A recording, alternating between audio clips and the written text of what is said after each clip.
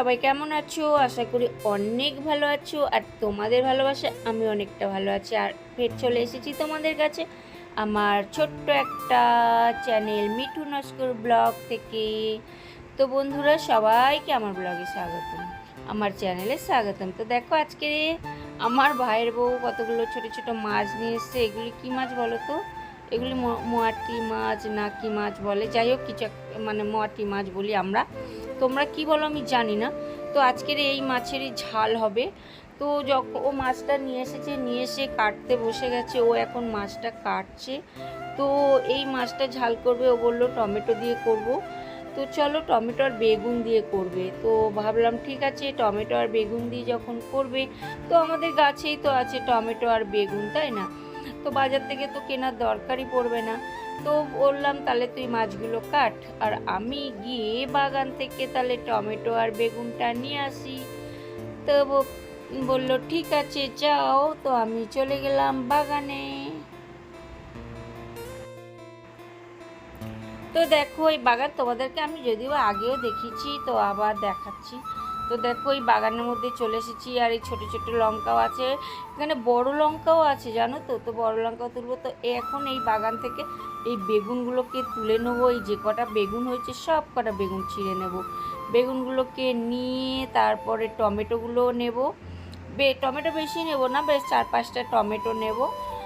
তো এগুলোকে নিয়ে যাই দেখি। দেখি লঙ্কা হয়েছে কি। কিছুটা লঙ্কা, বেশি হয়নি লঙ্কা, 4-5টা। এই যে দেখো, লঙ্কা বেশ বড় বড় 4-5টা লঙ্কা তুলে নেব। আর এই দেখো, এইগুলো তুলে আনলাম বাগান থেকে, আমাদের বাগানের সবজি যাকে বলে।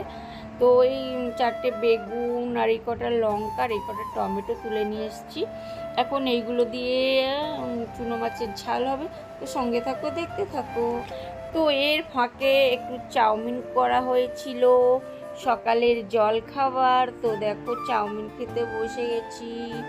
এখন রান্নাবান্না করার সময়, কিন্তু রান্নাবান্না তো করতে হবে, তার মধ্যে একটু টিফিনও তো করতে হবে, তাই না বলো?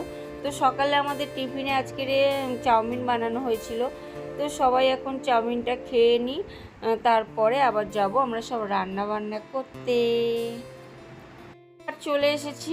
দেখো, মাছগুলোকে ভালো করে ধুয়ে নুন হলুদ মাখিয়ে একটা পাত্রে রেখেছিল, তার মধ্যে কিছুটা বেগুন কেটে দিয়েছি, সরু সরু কিছুটা বেগুন কেটে নেওয়া হয়েছে, কাঁচা টমেটো কেটে নেওয়া হয়েছে। দুটো কাঁচা টমেটো পেকে গেছিলো, সেগুলো নিয়ে নেওয়া হচ্ছে। কিছুটা সামান্য নুন, সামান্য টেস্ট অনুযায়ী, স্বাদ অনুযায়ী হলুদ, তারপরে জিরের গুঁড়ো, ধনের গুঁড়ো দিয়ে ভালো করে এখন ম্যারিনেট করা হচ্ছে মাছটাকে আর সবজিগুলোকে দিয়ে। তার মধ্যে সর্ষের তেলও দিয়েছে, দিয়ে আর এই দেখো ম্যারিনেট করে এখন রেখে দেওয়া হয়েছে, রেখে দেওয়া হলো 10 মিনিটের জন্য। তো এবার দেখো, কড়াতে তেল দিয়ে দেওয়া হয়েছে এবং তেলটা বেশ গরম হতে দেওয়া হবে। তো যখন তেলটা দেখা গেছে গরম হয়ে গেছে, তখন বেশ একটু কালো জিরে ফোড়ন দেওয়া হলো। এবার কালো জিরেটা যখন একটু ভাজা ভাজা হয়ে যাবে, তখন দেখো তার মধ্যে কিছুটা রসুন থেতো করে দেওয়া হয়েছে। এবার এই রসুনটা হালকা ভাজা হয়ে গেলে এর মধ্যে কিছুটা লঙ্কা, কাঁচা লঙ্কা চিড়ে দিয়ে দিতে হবে। তারপরে কিছুটা পেঁয়াজ, কাঁচা পেঁয়াজ দিয়ে, কাঁচা পেঁয়াজ, থেতো করা রসুন আর লঙ্কা দিয়ে ভালো করে এটাকে ভাজা ভাজা করতে হবে।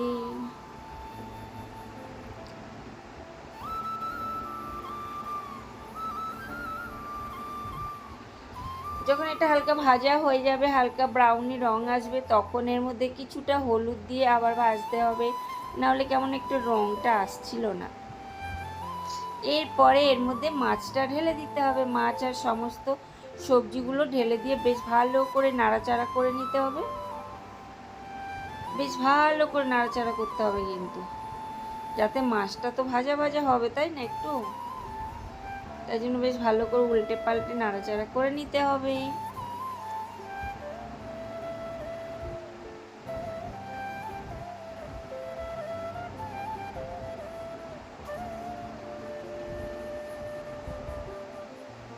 একটু কাঁচা লঙ্কা ছিল, দিয়ে দিল। তারপরে সামান্য জল দিতে হবে, সামান্য জল দিয়ে, কারণ আলু বেগুনটা সিদ্ধ হওয়ার জন্য সামান্য জল দিয়ে এবারে এটাকে আঁচটা কমিয়ে দিয়ে ঢেকে রাখতে হবে, ঢেকে দিতে হবে।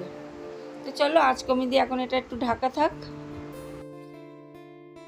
বন্ধুরা। তারপর একটু ঢাকাটা খুলে সবজিটাকে একটু উল্টে পাল্টে দিতে হবে, মানে নিচের দিকটা যাতে ওপর দিকে এসে অপর দিকটা নিচের দিকে যেতে হয়, তার জন্য একটু উল্টে পাল্টে দিতে হবে। দিয়ে আর মানে চেক করে তারপরে আবার ফের ঢাকা দিয়ে রেখে দিতে হবে। তো বন্ধু দেখো এবার জল বেশ ভালো বেরিয়ে গেছে। একটু কাশ্মীরি লঙ্কার গুঁড়ো ওপর থেকে দেওয়া হলো, কারণ ঝাল তো বেশ যথেষ্ট দেওয়া হয়েছে, কাঁচা লঙ্কা চিড়ে দেওয়া হয়েছে, তাই এবার একটু কাশ্মীরি লঙ্কা ওপর দিয়ে দিয়ে বেশ ভালো করে একটু নাড়াচাড়া করে রেখে দিতে হবে, কারণ কাশ্মীরি লঙ্কাটা দিলাম একটু বেশ রঙটা ভালো হবে সেই জন্যে।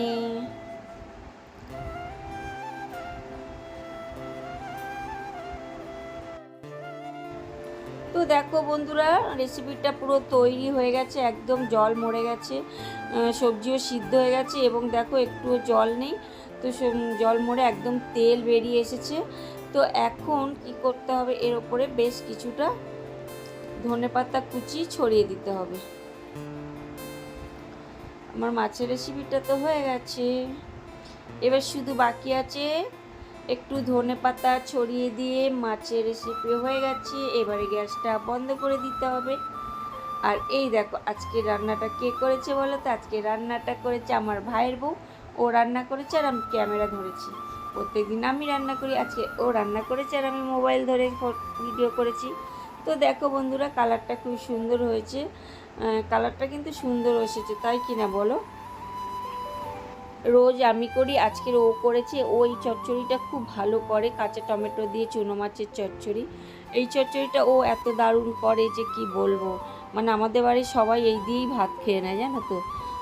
তো সেই জন্য আজকে ওকে দিয়েছি করতে। তো চলো বন্ধুরা খেয়ে একটু রিভিউ দিই কেমন হয়েছে।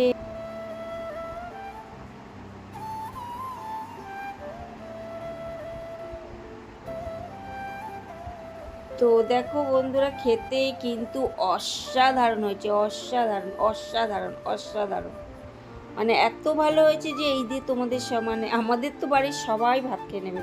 তো তোমরা যদি কখনো এইভাবে করে থাকো তো একবার করে দেখো, এই দিয়ে তোমাদের পুরো ভাত খাওয়া হয়ে যায়। আর এই দেখো আমরা সবাই মিলে আজকে আমরা একসাথে খেতে বসেছি। আজকের বললে না আমরা রোজই খাই, তো আজকে আমি ওকে এখন বলছি তোর রান্নাটা দারুণ হয়েছে দারুণ হয়েছে দারুণ হয়েছে। আর সত্যি কথা বন্ধুরা, যদি কেউ রান্না করে সেই রান্নাকে তুমি যদি একটু হলেও প্রশংসা করো তখন তার কিন্তু প্রচুর ভালো লাগে, তাই না বলো?